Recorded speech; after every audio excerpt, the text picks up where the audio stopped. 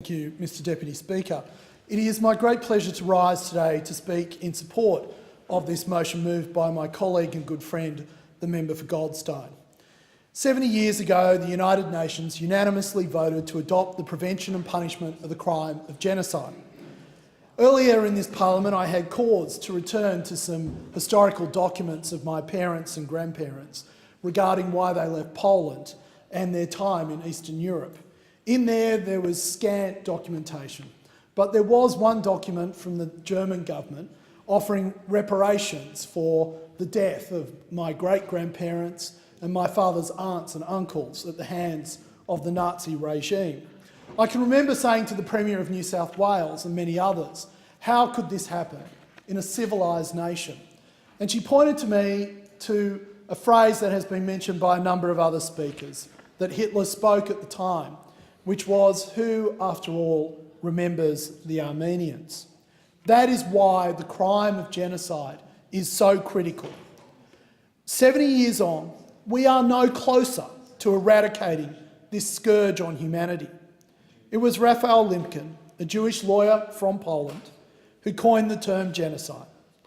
Raphael says, "I became interested in genocide because it happened so many times. It happened to the Armenians, and after the Armenians, there was a very rough deal at the Versailles Conference because the criminals who were guilty of genocide were not punished. Since 1948, we have seen genocides in Cambodia, Rwanda, Bosnia, and as recently as 2003 in Darfur. Of these, convictions of genocide have been made, but the international community lacks the capacity to enforce those decisions. In some cases, the offenders are brazenly shrugged off these convictions. In my electorate of Mackellar, I'm proud to host one of the largest Armenian communities in the country, which includes Galston College, an Armenian school which I have had the pleasure and privilege of visiting many times. Many of its students, who I recently spoke to, are descendants of survivors of the Armenian genocide. Many are from Syria, who have also gone through a civil war. When the UN was founded in 1945, it set out as its mission the institutionalisation of fundamental and invaluable human rights.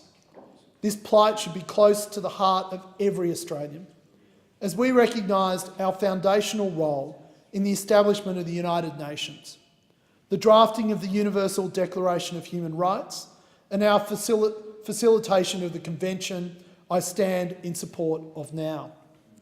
Australia has always been a strong advocate in the defence of those fundamental rights and freedoms.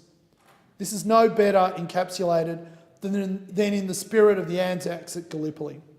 What our soldiers witnessed only confirmed this, when they saw the unspeakable horrors perpetrated against the indigenous Armenians, Assyrian and Greek Christian minorities of Anatolia.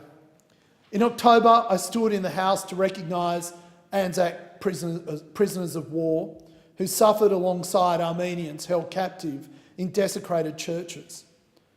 Those Anzacs that rescued Armenian men, women and children against all odds and witnessed the atrocities perpetrated on those people. As I said in my speech then, this act of kindness and sheer belief to not let evil prevail must not go unnoticed.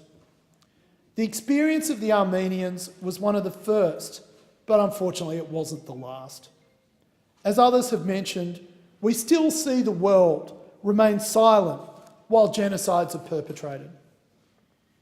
The Armenians to this day struggle against the efforts of a genocidal regime to eradicate their presence in their historic homeland.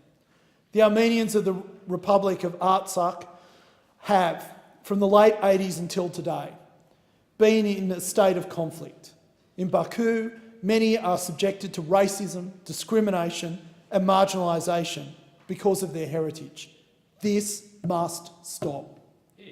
If history has taught us anything, it is that we must be prepared to speak out against these atrocities, to prevent escalation and to prevent future genocides.